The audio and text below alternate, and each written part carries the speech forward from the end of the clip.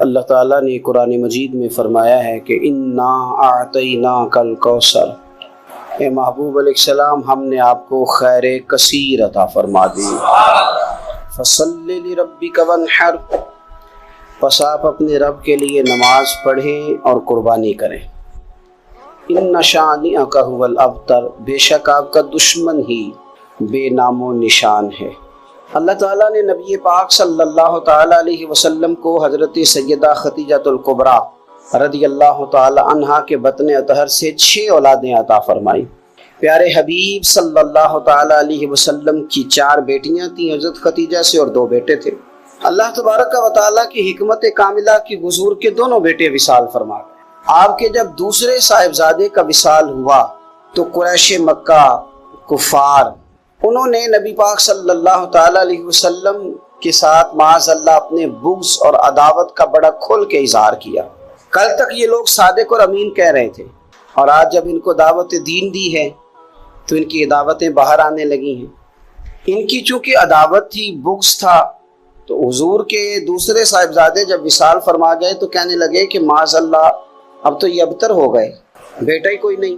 جب تک یہ ظاہری طور پر موجود ہیں بات بنے گی، اور جب یہ چلے جائیں گے تو کون ہوگا ان کا مشن چلانے والا، کون ہوگا ان کا ذکر کرنے والا؟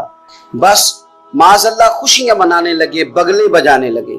یہ کفار مکہ کا طریقہ ہے، قریش مکہ کا، مشرکین کا طریقہ ہے۔ مسلمان کا یہ طریقہ نہیں کہ وہ اپنے مخالف کو مصیبت میں دیکھ کے تو خوشی کا اظہار کرے، یہ مسلمان کا طریقہ نہیں۔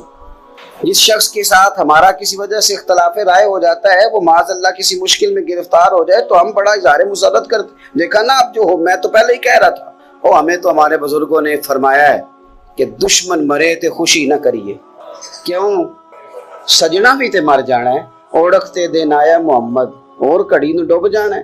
اپنا رویہ کبھی بھی اتنا سخت نہ کریں، لہجے میں اتنی تلخی نہ لائیں کہ سامنے والے پہ مصیبت آ رہی ہے، اور نبی پاک صلی اللہ علیہ وسلم نے فرمایا اگر تم کسی کی مصیبت کو دیکھ کے خوشی کا اظہار کرو گے نا، اسے اللہ نجات دے دے گا، تمہیں مصیبت میں مبتلا کر دے گا۔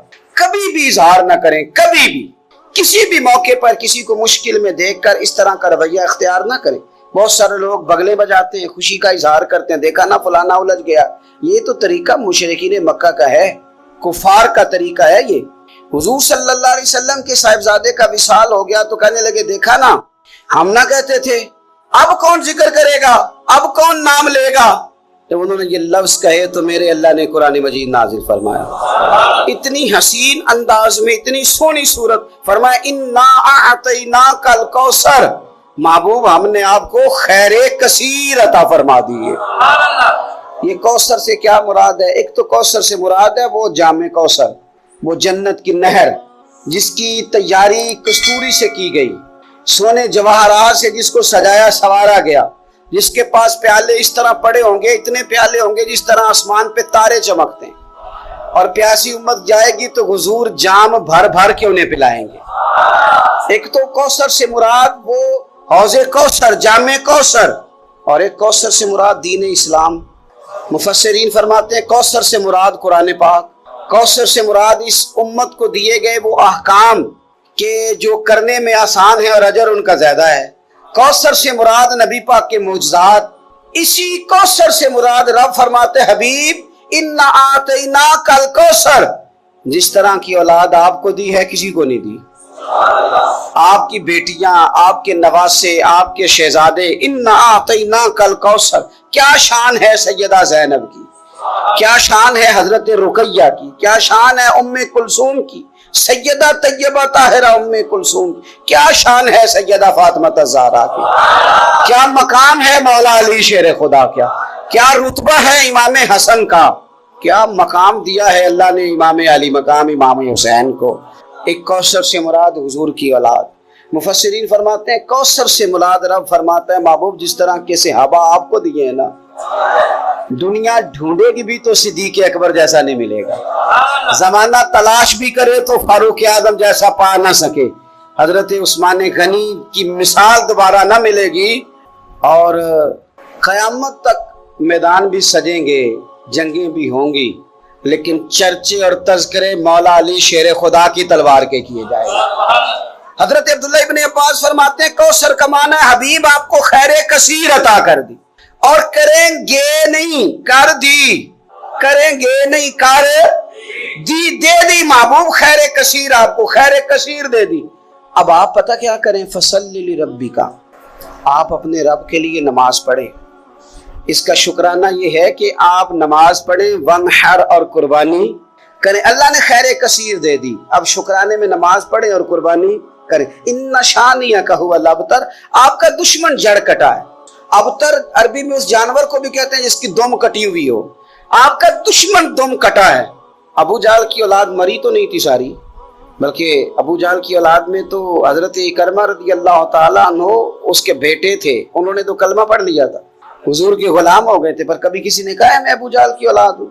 یزید کی کوئی ساری اولاد مر تو نہیں گئی تھی، کبھی کسی نے کہا ہے میں اس کی اولاد میں سے ہوں۔ دشمنوں کی جڑ کٹتی ہے، دشمنوں کی۔ انہوں نے تو کہا تھا کہ ان کی اولاد کوئی نہیں، ان کا ذکر کیسے ہوگا؟ دنیا کے کسی کونے میں بھی چلے جاؤ، ہر جگہ تمہیں سید ملیں گے، سادات ملیں، اور جہاں تک ذکر کی بات ہے وَرَفَعْنَا لَكَ ذِكْرَكَ، اللہ فرماتے ہیں حبیب ہم نے آپ کی خاطر آپ کے ذکر کو بلندیاں عطا فرما دی، ہر گھر گلی، ہر نگر، ہر کونے رسول پاک کا تذکرہ ہو رہا ہے۔ کرنا کیا ہے، فَصَلِّ لِرَبِّكَ وَانْحَرْ، آپ نماز پڑھیں اور قربانی کریں۔ قرآن پاک کی آیت بتاتی ہے کہ فَصَلِّ لِرَبِّكَ وَانْحَرْ، پہلے نماز ہے پھر قربانی ہے، یعنی عید والے دن پہلے نماز پڑھیں گے پھر قربانی کریں گے۔ عید سے پہلے قربانی کیوں نہیں کہ اللہ نے پہلے ذکر ہی نماز کا کیا ہے، قربانی کا ذکر ہی بعد میں، پہلے نماز پھر قربانی۔ قربانی شکرانے میں کریں۔ میرے عزیز، اللہ کے حبیب صلی اللہ علیہ وسلم نے اسی لیے بڑے ذوق کے ساتھ قربانی کا درس دیا تھا۔ وجہ اس کی پتہ کیا ہے؟ اسلام کہتا ہے کہ امیر بندے اکیلے خوشی نہ مناؤ، بلکہ غریبوں کو شامل کرو خوشیوں میں۔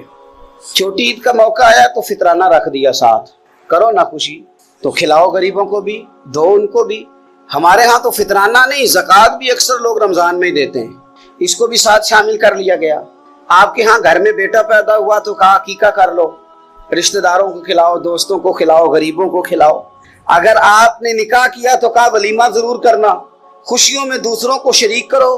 حضور صلی اللہ تعالیٰ علیہ وسلم نے فرمایا ولیمہ ضرور کرنا، چاہے بکری کا بچہ ہی ذبح کر لو، ولیمہ ضرور کرو، دوستوں کو، لوگوں کو شامل کرو۔ بڑی عید آ گئی تو فرمایا عید بھی پڑھو اور قربانی بھی کرو، لوگوں کو اپنی خوشیوں میں شامل کرو، رشتہ داروں کو بھی دو، دوستوں کو بھی دو، اپنوں کو بھی دو، اور غرباء کو بھی شامل کرو۔ ہم نے پتہ کیا کیا ہے، آہستہ آہستہ کر کے جیسے جیسے دولت زیادہ آئی لوگوں کے پاس، ان کے خرچے بڑھ گئے، ہمارے اخراجات زیادہ ہو گئے، پھر ہم بند ہو کے رہ گئے اپنے آپ میں۔ غریب بھی اپنی غریبی میں بند ہے، اسے بھی اگر کوئی چیز میسر آتی ہے تو وہ اکیلا قبضہ کرنا چاہتا ہے، معذرت کے ساتھ، ناراض نہیں ہونا، وہ بھی اپنی جگہ بند ہے، بانٹ کے نہیں دیتا۔ اگر غریب بھی تھوڑا تھوڑا بانٹے، دائیں بائیں دیکھے، تو پھر تو میرے رسول پاک کا وہ فرمان بھی بڑا خوبصورت ہے کہ حضور نے فرمایا کہ گوشت پکاؤ تو شوربہ زیادہ کر لو، چلو پڑوسیوں کو بھی شامل کر لو۔ تو غریب بھی اگر شوربہ زیادہ کر لے تو وہ بھی اس معاملے میں تو آگے۔ امیر نے کیا کیا ہے، امیر نے دوستیاں بھی امیروں سے لگا لی، تعلقات بھی امیروں سے بنا لیے، اینک بھی امیری کی لگا لی، اسے نظر ہی کچھ نہیں آتا۔ آپ صدقات کریں، خیرات کریں، میرے نبی پاک صلی اللہ تعالی علیہ وسلم حضور فرماتے ہیں جب تم صدقہ دیتے ہو تھوڑا سا واپس آؤ یار، تھوڑا سا دائیں بائیں دیکھو، تھوڑا سا پیار کرنا شروع کرو۔ ہمارے اپنے ہیں، ہمارے قریبی ہیں، ہمارے کلاس فیلوز ہیں، ہمارے گھر میں رہنے والے ہیں، گلی محلے والے ہیں، کوئی کسی نے کسی کا قتل نہیں کر ڈالا، ہمارے سینوں میں بلا بجا کے بوجھ ہے یار، ہمارے مفت کے جھگڑے ہیں، ہماری بدگمانیاں اتنی زیادہ ہو گئی ہے کہ کچھ لوگوں کے پاس بیٹھے تو لگتا ہے کوئی بندہ اچھا رہا ہی نہیں یار، زمانے میں کوئی خیر ہی نہیں رہی۔ وہ مخلوق جس کے بارے میں رب کہتا ہے لَقَدْ خَلَقْنَا الْإِنسَانَ فِي أَحْسَنِ تَقْوِيمٍ، اور وہ امت جس کے بارے میں رب فرماتا ہے كُنتُمْ خَيْرَ أُمَّةٍ، اتنے بڑے اعزاز والے لوگوں کے شکوے اور پھر صحیح العقیدہ لوگوں کے شکوے۔ میرے بھائی تھوڑا سا تو گنجائش پیدا کرے، دو ہی بندے ٹھیک ہے، ایک میں ٹھیک ہوں، ایک جو ہاتھ باندھ کے میری ہاں میں ہاں ملاتا ہے وہ ٹھیک ہے، اور تیسرا بھی ٹھیک ہوتا ہے۔ بھائی تھوڑی تیسری کی بھی سنیں، اپنی طبیعت سے بوجھ اتارے، اپنے گمان کو اچھا کرے۔ آپ کو پتہ ہے ڈپریشن اور ٹینشن سب سے زیادہ کب ہوتی ہے، اور یہ مرض غریبوں کا نہیں امیروں کا ہے زیادہ تر، پاکستان میں بڑھتا جا رہا ہے۔ اپنا ہی بوجھ معاذ اللہ لوگ اٹھا نہیں پاتے اور خودکشی کرتے ہیں۔ یہ جان تیری نہیں ہے، یہ اللہ کی امانت ہے۔ یہ تو اپنی مرضی سے نہ دنیا میں آیا ہے نہ اپنی مرضی سے جا سکتا ہے۔ اپنی مرضی سے مرے گا تو خودکشی حرام ہے، اور اگر ان کی مرضی سے جائے گا تو شہادت ہے، پھر درجات کی بلندی ہے۔ ہم کمزور پڑتے جا رہے ہیں۔ کیوں زیادہ ہوتی ہے ڈپریشن، ٹینشن؟ آپ کو عرض کروں، ہم بدگمانیاں بڑی پھیلاتے ہیں، ہمیں لوگ اچھے نہیں لگتے، ہماری رائے مثبت نہیں رہتی، ہمیں اپنی مرضی کے حساب سے لوگوں کو ترتیب دینا ہے، اپنی آنکھ سے لوگوں کو دیکھنا ہے، اپنا زاویہ نگاہ ہے، اپنے دائروں میں بند ہے۔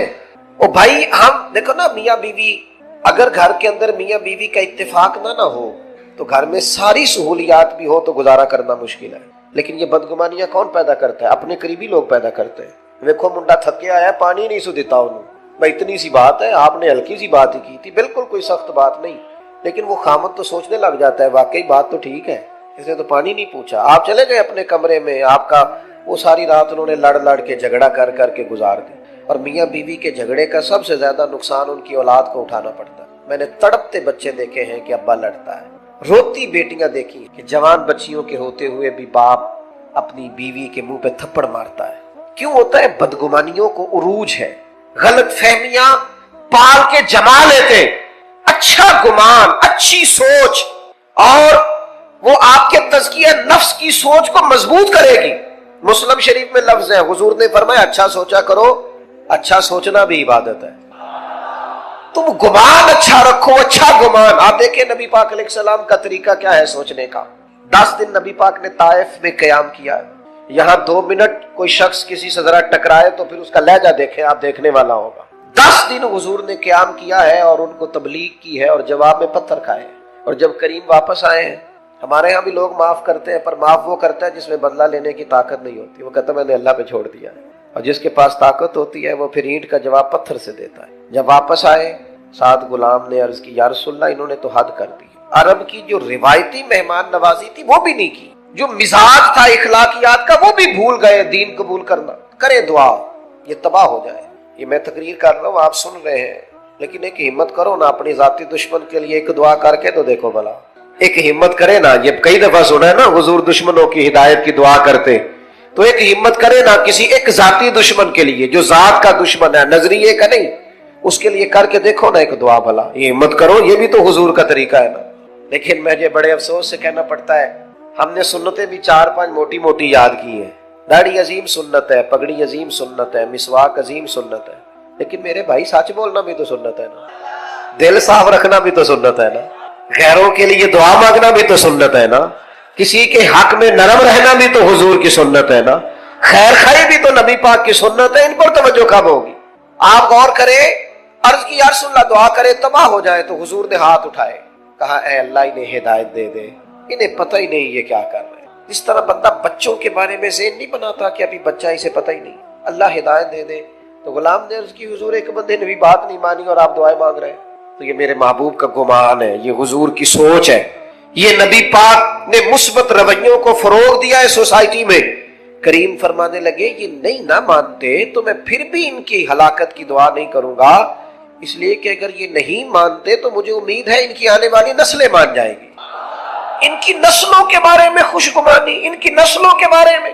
ہم نے تو اپنے بچے مایوس کر دیے، اور تیرا کچھ نہیں ہو سکتا، تیرے ورگے بندے نہیں کامیاب ہو سکتے۔ کس کو کہہ رہے ہو؟ اپنے بیٹے کو، اپنے شاگرد کو، اپنے عقیدت مند کو، اپنوں کو کہہ رہے ہو۔ وہ میرے پاس ایک بزرگ اپنے بچے کو دم کرانے لائے تو انہوں نے اتنی لمبی لسٹ شکایتوں کی کھول دی، کہنے لگے جی 4 بچے ہیں، یہ ضدی بھی بڑا ہے، نکما بھی بڑا ہے، نلائق بھی بڑا ہے، بات بھی کوئی نہیں سنتا، سارے گھر میں رٹا ہی اس کا ہے۔ تو میں نے بڑے ادب سے انہیں عرض کیا کہ آج کے بعد آپ نے اس کے سامنے نہیں کہنا، آپ اسے پکا کر رہے ہیں بیچارے کو، یہ کٹ جائے گا اپنی فیملی سے، کبھی ایسا کام نہ کریں آپ اپنے بچوں کی تربیت کریں تو غیر محسوس طریقے سے، اگر آپ کو اس میں کوئی کوتاہی نظر آئے تو اس طرح کر کے اس کی تربیت کریں کہ اسے محسوس ہی نہ ہو مجھے ٹرین کیا جا رہا ہے۔ لیکن ہم کیا کر رہے ہیں؟ دیکھیں نا حضور علیہ السلام ہماری جانوں کے مالک ہیں، محبوب کسی کا نام لے کے اگر نصیحت کرتے تو وہ واری صدقے جاتا، لیکن کریم کو کبھی کسی کی شکایت ملتی تو حضور مطلق بات کرتے، فرمایا لوگوں کو کیا ہو گیا ہے، لوگوں کو کیا ہو گیا ہے، لوگوں نے اب یوں کرنا شروع کر دیا ہے۔ وہ دوستو رب کی مخلوق کے بارے میں اچھا گمان، اچھی سوچیں، یہ پتہ چلے گا کہ آپ آپ تزکیہ نفس کی طرف جا رہے ہیں، طہارت نصیب ہو رہی ہے۔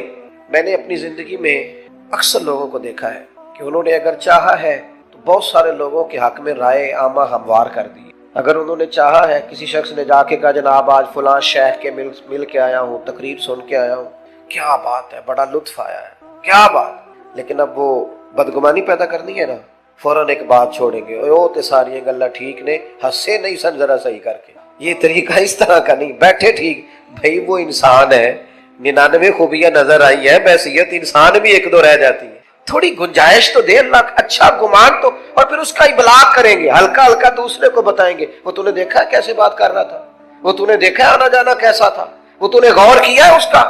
وہ میں جیسا کہ میں نے عرض کیا ہے، 6 7 جگہوں پہ جانے کا موقع ملتا ہے۔ اب مجھے کوئی شخص روک رہا ہے اگر باہر کہ آپ رکیں، تو جہاں آگے پہنچنا ہے وہ یہ تو پوچھ ہی نہیں رہا کہ آپ نکلے ہیں کہ نہیں نکلے، وہ کہہ رہے ہیں پہنچے کتنے ہو، اچھا وہ یہ بھی کہہ رہے ہیں پہنچے کہاں، اور بلا کے چاہے بٹھا دے، اس وقت اتنا مشکل کیا ہوتا ہے، پہنچے نہیں آپ، لیٹ ہو گئے، پریشان ہے، اور پھر ہر 10 منٹ کے بعد کہتے ہیں بلا تاخیر، ہر 10 منٹ کے بعد کہتے ہیں، رات 1 بھی بج جائے تو نقیب محفل نے یہی کہنا بلا تاخیر، کیونکہ اس بیچارے رٹا یہی لگایا ہوا اللہ ماشاءاللہ۔ تو اب وہ میں جا رہا ہوں، لوگ ملنا چاہ رہے ہیں، میں بڑی تکلیف بعض اوقات محسوس کرتا ہوں کہ یار ان لوگوں سے مل لیتا، لیکن وہ دیکھنے والا اچھا گمان کرنا اس کے لیے مشکل ہو جاتا ہے کہ یار یہ کھڑا کیوں نہیں ہوا، اسے رکنا چاہیے تھا، لیکن وہ اس مشکل کو نہیں سمجھتا کہ جناب کس طرح اچھا گمان جب آپ سوسائٹی میں کرتے ہیں پھر اس کا ابلاغ بھی ہوتا ہے۔ حضرت بشر حافی رحمۃ اللہ علیہ بغداد کی جامع مسجد میں جمعہ پڑھتے تھے، کوئی انہوں نے دنیا داری نہیں بنائی تھی، جس آدمی نے جوتے نہ خریدے ہوں پہننے، اس کا کسی سے کیا رٹا ہوگا، لیکن مخلوق تو فنکار ہے اس درجہ کے پل بھر میں، سنگے در کعبہ سے بھی اسنام تراشے، تم کون ہو کیا چیز ہے داغے کبابی، لوگوں نے تو مریم پہ بھی الزام تراشا۔ لوگ باز آتے ہیں کوئی شکوہ کرنے سے، جس بندے کا کوئی رٹا نہیں کسی سے، ان پر بھی الزام لگا دیا، شکوہ شروع ہو گیا، بدگمانی، کیا ہوا جی، ایک تاجر کہنے لگا جی بابا صرف جمعے والے دن فرض ہی پڑھتا ہے، باقی نماز ہی نہیں پڑھتا مسجد میں۔ یہ مسجد کے امام پر بعض لوگ بڑی سختی کرتے ہیں، کہتے ہیں عصر کی پہلی 4 سنتے نہیں پڑھتا۔ تو میں نے کہا ضروری ہوتی تو اللہ رسول فرض کرتے، آپ کیوں کر رہے ہیں؟ جس چیز کو اللہ رسول نے ضروری قرار نہیں دیا آپ کیوں دے رہے ہیں؟ تو کہا جناب حضرت بشر حافی صرف فرض جماعت سے پڑھتے ہیں، اور اس نے یہ بات کئی لوگوں سے کی، دیکھو یار یہ درویش بنے پھرتے ہیں، بڑے پیر ہیں، اور یہ صرف فرض پڑھ کے نکل جاتے ہیں مسجد سے۔ بہت سارے لوگوں نے سمجھایا کہ یار تمہیں ایسا نہیں کرنا چاہیے۔ بالآخر ایک دن ایک صاحب نے کہا یار تو پتہ ہی کر لے کدھر جاتے ہیں۔ حضرت نے مسجد میں باجماعت نماز جمعے کی ادا کی، مسجد سے باہر نکلے، اور پھر دوڑ کے، اب وہ پیچھے چھپتا چھپاتا تجسس کر رہا ہے، ڈھونڈ رہا ہے کدھر جاتے ہیں۔ حضرت نے جیسے ایک دکان سے نان خریدے تو کہنے لگا اوہو، مولوی کو بھوک نے ستایا تھا، سنتیں چھوڑ دی اس نے۔ تھوڑا آگے بڑھے تو کباب خریدے، کہنے لگا عمر دیکھو اور زبان کے ذائقہ دیکھو۔ حضرت آگے بڑھے تو جنگل کا راستہ لیا، کہنے لگا یہ لوگوں سے چھپ کے کھائے گا۔ کہتا ہے چند قدم میں آگے بڑھا تو ایک کچے مکان کا دروازہ کھٹکھٹایا، اور پھر حضرت نے اس کو کھولا، پہلے بجایا کہ میں آ گیا ہوں، پھر اسے کھولا، اور جیسے ہی میری نظر پڑی تو سامنے ایک معذور فالج زدہ آدمی بیٹھا ہے۔ شیخ دوڑ کے گئے، مٹکے سے پانی پیالے میں ڈال کے پہلے اس کا منہ دھویا، پھر اسے سیدھا کر کے بٹھایا، اور پھر لقمہ توڑ کے اس کے منہ میں رکھا، اور ساتھ ہی کہنے لگے معاف کر دینا، جمعے کا دن تھا، لیٹ ہو گیا ہوں، ابھی تو میں نے سنتیں بھی پڑھ لی، ابھی تو میری بقیہ نماز رہتی ہے۔ وہ شخص کہتا ہے میں کبھی نہیں رویا تھا، پر میں دروازے پہ کھڑا تڑپ رہا تھا۔ یار یہ ذوق ہم نے انسان، یا ایھا الذین آمنوا اجتنبوا کثیرا من الظن ان بعض الظن اثم، ایمان والوں بہت سے گمانوں سے بچا کرو، بعض گمان بھی گناہ۔ میں نے سوچا ہی نہیں جو آدمی اتنا بڑا، جو کام بڑا تھا، میں اسے کیا سمجھتا تھا۔ کہتے شیخ ابھی کھانا کھلا ہی رہے تھے، میرے آنسو چمک ہی رہے تھے کہ وہ بوڑھے اور بیمار نے جو اگلا جملہ کہا تو پھر میری چیخ نکلی، اور حضرت کو پتا چلا کہ میں موجود ہوں۔ وہ بیمار بزرگ کہنے لگے شیخ آپ کتنے کو سال آئیں گے؟ 14 سال ہو گئے آپ روز آتے ہیں، مجھے تو میرے اپنے بھی چھوڑ گئے، ہر روز آتے ہو، 2 وقت روٹی دیتے ہو، لباس بدلتے ہو، نہلاتے ہو۔ تو کہتے شیخ نے ان کے آنسو اپنے ہاتھوں سے پونچھے، ایک باری میریاں اکھیاں جو انہوں نے اتھرو پونجے سن، ہن تے چسکا پہ گیا رونے دا، تے ہر ویلے آ ہوزاری دا۔ کہتے انہوں نے آنسو پونچھے اپنے ہاتھوں سے، اور پھر دوسرا لقمہ دے کے کہنے لگے آپ کو پتہ ہے سارا شہر میری عزت کرتا ہے، لوگوں کا خیال ہے شاید میں نفل زیادہ پڑھتا ہوں، صدقات زیادہ کرتا ہوں، وہ تو میں آپ کی خدمت کرتا ہوں تو اللہ نے مخلوق کے دلوں میں میری محبت پیدا کر دی۔ آپ خوشگمان کیوں نہیں ہوتے؟ اچھی رائے قائم کیوں نہیں کرتے؟ رویوں کو مثبت کیوں نہیں کرتے؟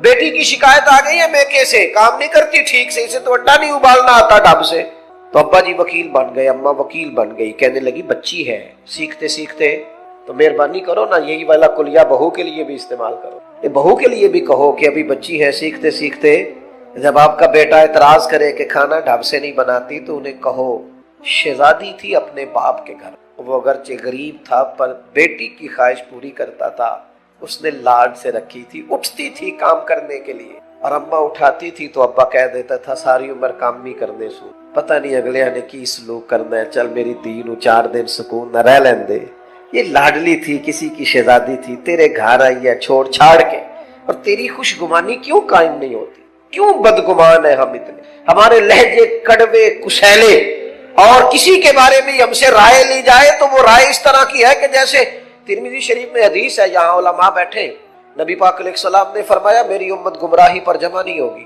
میری امت گمراہی پر جمع، لیکن ہم سے پوچھو تو 3-4 لوگ ہی ٹھیک ہے بس جو ہمارے ساتھ ہوتے، حضور تو فرماتے ہیں جمع ہی نہیں ہوگی گمراہی۔ تو نے کیسے یہ طے کر لیا کہ سارے لوگ ہی خراب ہو گئے؟ اللہ نے اتنی خوبصورت مخلوق بنائی ہے، تجھے حسن ہی نظر نہیں آتا، تجھے اس میں خوبیاں ہی دکھائی نہیں دیتی، تو پیار ہی نہیں کرتا، تیرے لہجے میں محبت ہی نہیں ہے، تیرا انداز ترچھا ہے، کڑوا ہے، کسیلا ہے، تو بات کرتا ہے تو آگ اگلتا، تو رائے دیتا ہے تو اس میں۔ اور پھر ایک اور بات بھی، جو پاکیزگی والے لوگ ہوتے ہیں ان کی تو ساری نظر ہی اپنے گناہوں پہ ہوتی ہے۔ ہم جب بھی بات کرتے ہیں نا بڑا کھل کھل کے کرتے ہیں، بات کرتے ہیں تو بڑا جناب ہمارا انداز عجیب ہوتا ہے کہ جیسے بڑے پرہیزگار ہیں، بڑے بھولے بھالے، بڑے اللہ والے، ریاض آپ کو بس ہم ہی جانتے، لیکن اپنی کوتاہیوں پر نظر ہی نہیں کرتے۔ نتیجہ کیا نکلتا ہے؟ زمانے کے عیب اچھل اچھل کے آتے ہیں، کمزوریاں اچھل اچھل